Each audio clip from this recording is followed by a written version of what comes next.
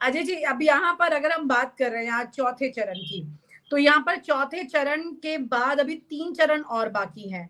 ठीक है, यहाँ पर लगभग 102 और फिर 89, 94, 96 सीटें 4 चरण का चुनाव पूरा होता है। लेकिन बाकी 3 चरण के चुनाव में अगर स्थिति पलटती है बीजेपी के लिए नुकसानदेह वाली सिचुएशन में, तो क्या आपको लगता है कि फिर ये आंकड़ा एक कैलकुलेशन में सही सटीक बैठ पाएगा बीजेपी के लिए? देखिए, मुझे लगता है कि यदि आप पूरा वास्तव में देखेंगे तो एक चीज जान लीजिए कि भारतीय जनता पार्टी 200 सीट नहीं आने जा रही है। लेकिन जिस तरह के मैंने वीडियो आपको दिखाए, ये होगा तो आप कुछ भी आ जाएंगे, फिर आप 500 क्या 543 भी आ जाएंगे, 400 क्या है। तो साहब, इन बातों से पूरा हट जाइए। इस चुनाव में हम पहली बार हिंदुस्तान के इतिहास में देख रहे हैं किस तरीके से सूरत में प्रत्याशी का नामांकन निरस्त कराया गया, किस तरीके से उसे खरीद लिया गया, किस तरीके से इंदौर में प्रत्याशी को खरीदा गया, किस तरीके से उसके साथ हुआ। इसी तरह भुवनेश्वर में किस तरीके से प्रत्याशी को खरीद लिया गया और क्या हुआ, किस तरीके से छतरपुर में जो क्या कहते हैं खजुराहो सीट है, उसमें किस तरीके से प्रत्याशी का नामांकन निरस्त किया गया। तो ये घटनाएं आपके सामने हैं। ये चंडीगढ़ मॉडल है, वो मॉडल जो चंडीगढ़ के मेयर चुनाव में आपने देखा। तो इस तरह है। फिर दूसरा मॉडल आपने देखा कि आपको वोट नहीं डालने देंगे। यही बात संभल में हुई, यही अमरोहा में हुई, ऐसी कुछ मुजफ्फरनगर में हुई, इसी तरीके से कुछ सहारनपुर में हुई और भी बहुत सारी जगह हुई।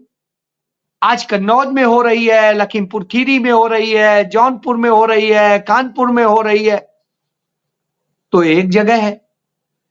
तो जिस तरह की घटनाएं हो रही हैं, जो जो हो रहा है, वह अपने आप में शर्मनाक है।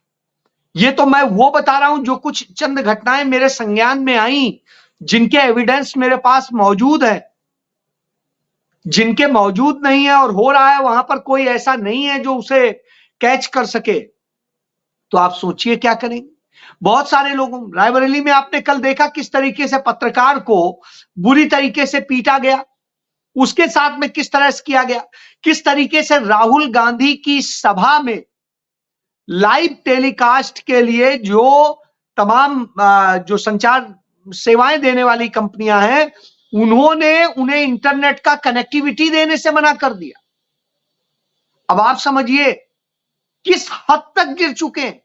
अरे भाई, आप कनेक्टिविटी को एहसान थोड़ी ना कर रहे हैं, हम आपको पैसा देते हैं, आप देते हैं। और दूसरी चीज, चुनाव आयोग कहता है लेवल प्लेइंग फील्ड। तो साहब, लेवल प्लेइंग फील्ड कहां आपको दिख रही है? क्या कहीं कुछ दिख रहा है? नहीं दिख रहा है। हालात ये हैं कि नरेंद्र मोदी और उनकी पूरी सरकार ने तमाम सारे जितने भारतीय जनता पार्टी, आरएसएस ने तमाम जगह अपने लोग बैठा दिए और उनको बैठाने के बाद में सारी संस्थाओं को ग्रैब कर लिया है। हालत यह है, सब अंधे हो गए। ऐसे अंधे, धृतराष्ट्र तो अंधे थे, चलिए जन्मांध थे, लेकिन उनकी पत्नी गांधारी ने अपने आंखों में पट्टी बांध ली थी। वही हाल हो रहा है। चुनाव आयोग ने आंखों में पट्टी बांध ली है। पुलिस जो हाथ बांधे खड़ी होती है, सरकार, मालिक, आप जो करें अच्छा है। कल रायबरेली में देखा, पुलिस वालों के सामने उस पत्रकार को खींचकर भाजपा के लोग ले जाते हैं और ये भी नहीं कह सकते कि बेचारे छोटे से कर्मचारी थे, सिपाही थे, थानेदार, ऑफिसर्स थे, गस्टेड ऑफिसर्स थे। उनके सामने खींच ले जाते हैं, मारते हैं, पीटते हैं। आपने देखा अमेठी में कैसे कांग्रेस दफ्तर के बाहर खड़े वाहनों को भाजपा की गाड़ी से आके भाजपा के लोग पुलिस के साथ आकर के गाड़ियां तोड़ जाते हैं। किस तरीके से ग्राम प्रधानों को धमकाया जा रहा है, किस तरीके से दूसरे और तमाम जो भी लोग वोट पे इन्फ्लुएंस रख सकते हैं उन्हें धमकाया जा रहा है या खरीदा जा रहा है या कुछ किया जा रहा है। तो यह चुनाव हो रहा है, चुनाव नहीं है। यह वास्तव में वह खेल है जो खेल पूरी व्यवस्था को खत्म कर देता है, सिस्टम को खत्म कर देता है, वह हो रहा है। आज हालात ये हो गए कि आपको वोट नहीं डालने देंगे, आपको ये नहीं करने देंगे, आपको वो नहीं करने देंगे, इस तरह के खेल चल रहा है। तो जब इस तरह के खेल चलेंगे, खरीद फरोख्त चलेगी, धमकाने का काम चलेगा, और नहीं कुछ हुआ तो व्यापारी हैं तो आपके यहां इनकम टैक्स के, ईडी के नोटिसेज आ जाएंगे, और यदि थोड़ा सा कहीं से गुंजाइश मिलती है आपको गिरफ्तार करके जेल में डाल देंगे। तो यह खेल चलता है। आप देखिए किस तरह के हाल हैं। वही सुप्रीम कोर्ट अरविंद केजरीवाल को इस नाम पर बेल दे देता है कि आप जाइए प्रचार कर लीजिए, लेकिन वही आदिवासी मुख्यमंत्री हेमंत सोरेन को की बेल रिजेक्ट कर देता है, कहता है नहीं, इसके लिए कोई प्रावधान नहीं। अब आप इससे समझिए कि क्या है। क्यों? क्योंकि वो जाएंगे तो आदिवासियों की पूरी बेल्ट में वो करेंगे, वो आदिवासी हैं, तो साहब नहीं आना चाहिए। इनको ला करके हम अपने बनिया कम्युनिटी की जो नाराजगी है वो ठीक कर लेंगे कि नहीं नहीं नाराज मत हो, हम कुछ करने नहीं जा रहे हैं, इनको चुनाव है, बस चुनाव तक देख लेने दी। अब आप इससे समझिए। तो ये खेल है, ये खेल है। उस तरह से कैसे खरीदा जाता है, कैसे बेचा जाता है, किस तरीके से कम्युनिटी को गुलाम बनाया जाता है, ये सारे खेल चल रहे हैं। और जब यह खेल चल रहे हो तो स्वाभाविक सी बात है, अपने आप में चिंताजनक स्थिति होती। चिंताजनक स्थिति इस कारण से भी होती है कि कैसे कैसे चुनाव को प्रभावित किया जाए।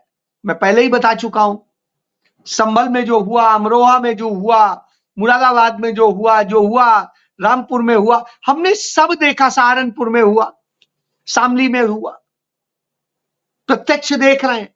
और ये यही नहीं, राजस्थान में देख लीजिए, इसी तरीके से राजस्थान में खेल हुआ, राजस्थान में करने की कोशिश की गई। मध्य प्रदेश में हो रहा है। मध्य प्रदेश में पीठासीन अधिकारी उसके अंदर मतदान केंद्र के अंदर मोदी मोदी करती है। अब मोदी मोदी करती है और उसके बाद में जब पकड़ लिया जाता है, विरोध होता है, तो हाथ जोड़ती के माफी मांग ली, अब नहीं करेंगे, अब छोड़ दो। अब महिला है, कोई बात वैसे हो गई तो कोई दूसरा आरोप भी लगा सकती।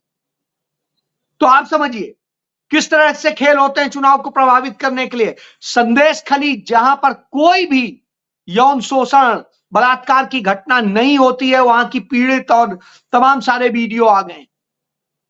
वहीं दूसरी तरफ जहां रेवन्ना के साथ में, रेवन्ना जिस तरीके से करता है, तमाम महिलाओं के साथ में गैंग रेप करता है, और 1 2 3 4 नहीं, हजारों महिलाओं के साथ करता है, उनके वीडियो बनाता है, वीडियो मौजूद है, सबूत मौजूद है।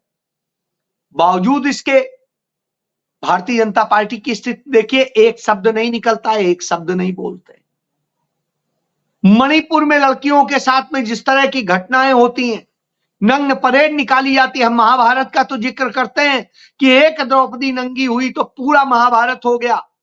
यहां जाने कितनी बेटियां नंगी हुई, जाने कितने की परेड निकाली गई, नग्न परेड, और उसके बावजूद उस पे क्या हुआ? कुछ नहीं। कोई सोच नहीं रहा है, कोई करना नहीं चाहता है। प्रधानमंत्री की चुप्पी है, उनके गृह मंत्री चुप बैठे हैं, वहां के मुख्यमंत्री चुप्पी साधे हैं। आज तक मणिपुर जल रहा है, कोई सोचने बोलने वाला नहीं। और वही नहीं, नागालैंड हो, उधर हो, तमाम जगह, सिक्किम हो, सब जगह तमाम तरह की स्थितियां पैदा कर दी गई। लोगों को डराया जा रहा है, धमकाया जा रहा है, खरीदा जा रहा है, तमाम चीजें की जा रही। इस तरह के हालात हैं। आप सोचिए, कमोबेश असम में भी आज हालात इसी तरह से बिगड़ रहे हैं। और ये हालात आप देखिए, कहीं नफरत फैलाएंगे, झूठ बोलेंगे और बहुत कुछ करेंगे। यह करके चुनाव जीतने का खेल होता है। जब यह खेल होते हैं तो निश्चित रूप से चिंता आती है कि क्या लोकतंत्र ऐसे बचेगा?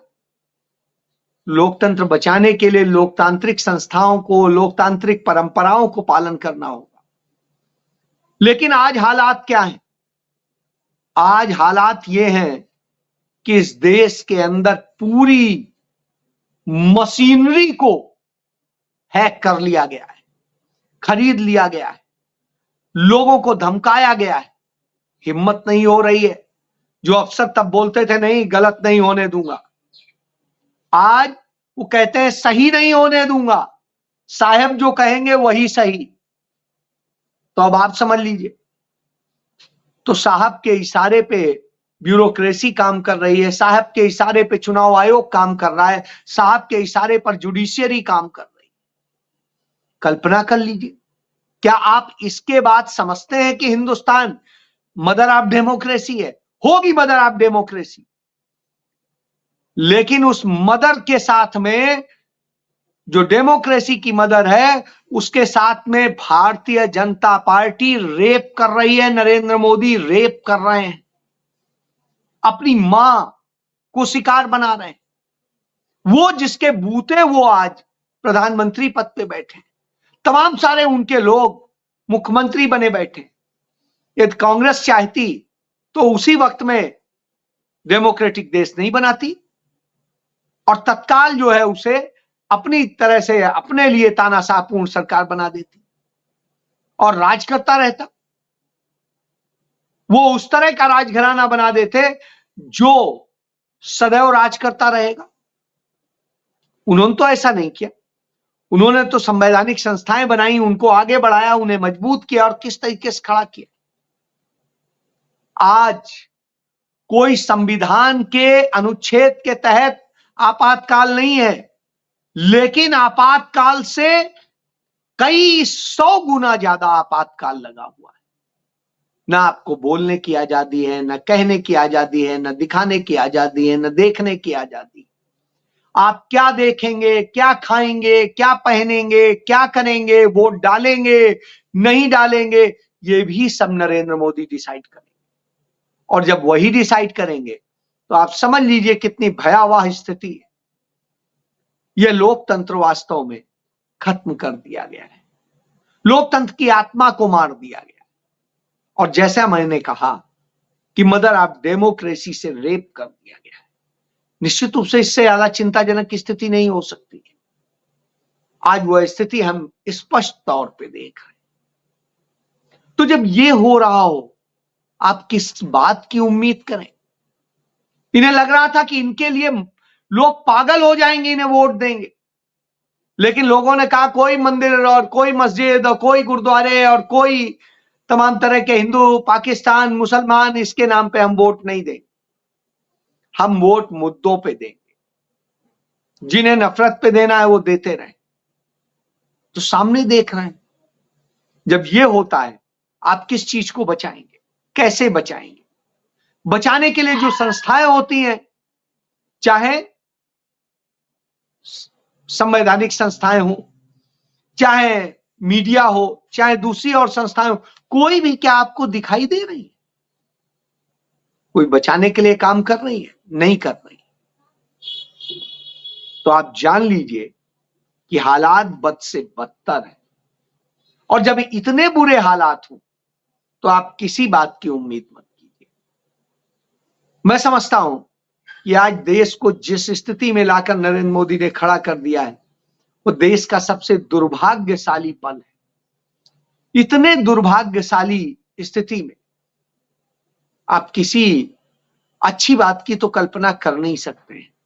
आप ये मान लीजिए कि बहुत बुरे हालात आने वाले हैं, और जब बुरे हालात आने वाले हों तो यही स्थिति। इन्होंने लोकतंत्र को खत्म किया है, देश को खत्म किया है, देश की व्यवस्थाओं को खत्म किया है। यह है, और इसी बूते ये कहते हैं कि 400 पार आएंगे। निश्चित रूप से इस बूते वो 400 क्या 800 788 सांसद हैं, क्या नाम, राज्यसभा और लोकसभा मिला के, उतने आप जो है मान लीजिए कि उतने सब इनके आ जाएंगे, तो कोई आश्चर्य नहीं। तो इसलिए आप ये जानिए। लेकिन बड़े सारे लोग कहते हैं कि विपक्ष क्यों नहीं कर रहा है। विपक्ष क्या करता है? विपक्ष आवाज उठाता है, वो आवाज उठाई जा रही है, क्या मीडिया दिखा रहा है? क्या संवैधानिक संस्थाएं एक्शन ले रही हैं? चिट्ठी लिखी जा रही है? लोकतंत्र में और क्या होगा? जाके उनसे लाठी थोड़ी नहीं चलाएगा विपक्ष, प्रदर्शन करेगा, वो कर रहा है, चिट्ठी लिख रहा है, संसद में सवाल उठा रहा है, प्रेस कॉन्फ्रेंस कर रहा है, जनता के सामने जा रहा है।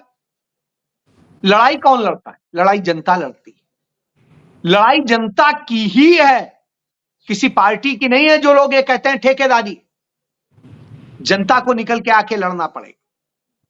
जब वो नहीं लड़ने को तैयार है तो ठीक है, आप ही को लोकतंत्र नहीं चाहिए, आप गुलामी चाहते हैं तो चलिए करिए। राजनीतिक पार्टियों ने जो करना है वो कर रही है, जनता खड़ी हो जाए, औकात है इनकी,